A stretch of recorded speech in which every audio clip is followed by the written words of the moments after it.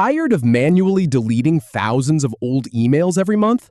Learn how to auto-delete them in under 2 minutes.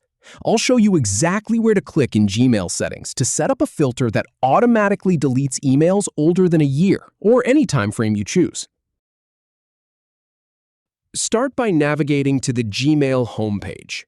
Then, click on the gear icon at the top right corner.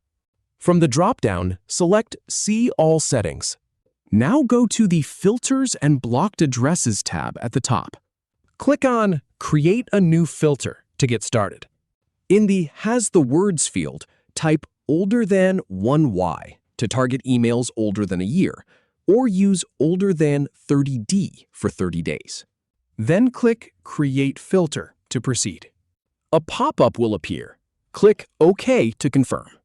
Next, check the box for Delete It to automatically delete matching emails. Finally, click Create Filter again to save your rule.